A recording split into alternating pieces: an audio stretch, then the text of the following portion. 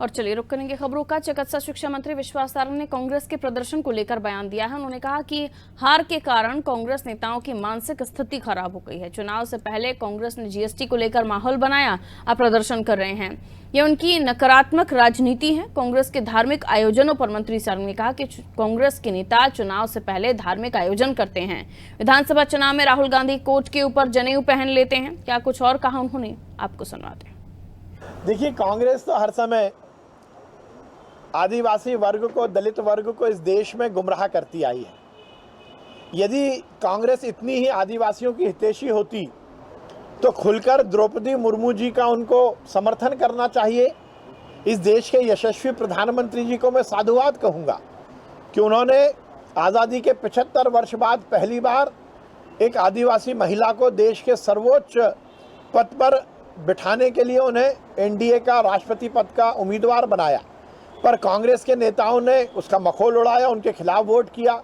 और तो और कमलनाथ जी ने उनका सीधे सीधे मखौल उड़ाया। कांग्रेस के नेता अधीर रंजन चौधरी ने लोकतंत्र की सभी मर्यादाओं को तार तार करते हुए उनके खिलाफ शर्मनाक टिप्पणी की। वो कांग्रेस जो आदिवासी महिला हमारी महामहिम राष्ट्रपति द्रौपदी मुर्मू का मखौल उड़ाती है, तो उनसे आप आदिवासियों के संरक्षण की या उनके समर्थन की अपेक्षा कहां से कर सकते हो। ये कांग्रेस का चुनावी एजेंडा है। परंतु ये बात सही है कि आदिवासी वर्ग ये बात स्वीकार कर चुका है कि कांग्रेस उनकी विरोधी है और कांग्रेस उनके विरोध में ही काम करती है। पार्टी निष्पक्ष पारदर्शी चुनाव लड़ती आई है और लड़ेगी। ये आदत कांग्रेस की रही है। इस तरह की डर्टी पॉलिटिक्स कांग्रेस करती आई है। भारतीय जनता पार्टी के साथ जनता का समर्थन है। भारतीय जनता पार्टी को जनता चुनाव जितवाना चाहती है और जिसको जनता चुनाव जितवाना चाहती है उसको इस तरह के शॉर्टकट अपनाने की ज़रूरत नहीं पड़ती। ये कांग्रेस की आदत रही है, इसलिए वो इस तरह की बातें कर रहे हैं। और लगातार कांग्रेस की हार के कारण कांग्रेस के नेता बौखला गए हैं। उनका मानसिक संतुलन बिगड़ गया है।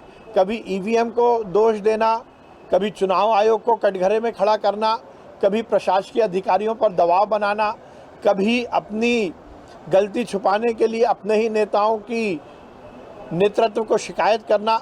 ये कांग्रेस की हार होने के बाद उनकी फेस सेविंग के कुछ उपक्रम हैं। प्रशासकीय अधिकारियों पर दबाव बनाकर कांग्रेस उनको हतोत्साहित करना चाहती है।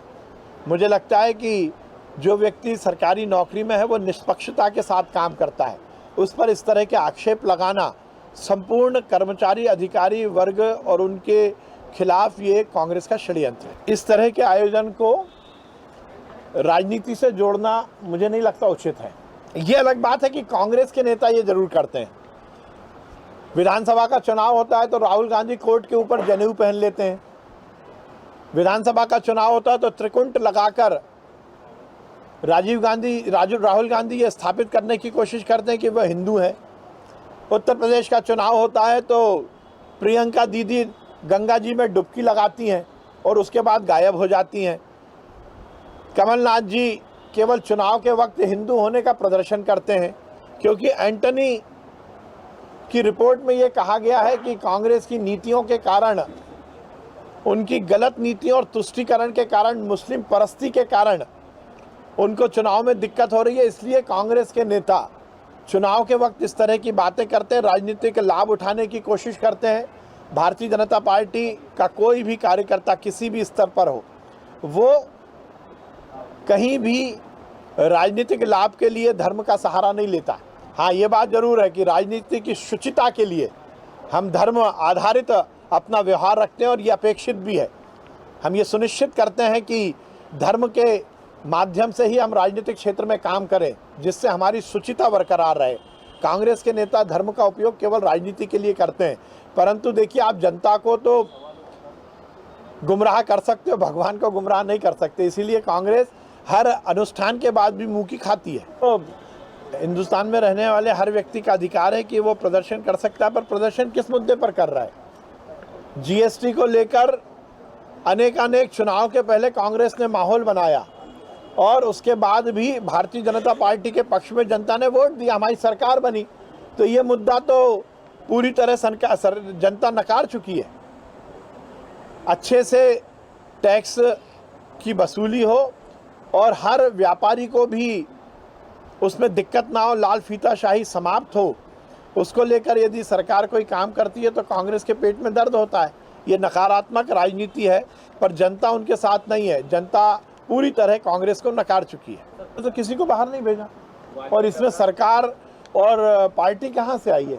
यदि कोई कहीं के, मुझे तो मालूम नहीं है, इसका ज्ञान नहीं है, पर कोई व्यक्ति यदि जीतने के बाद भगवान को धन्यवाद देने मंदिर जाना चाहता है तो उसमें बुराई क्या है?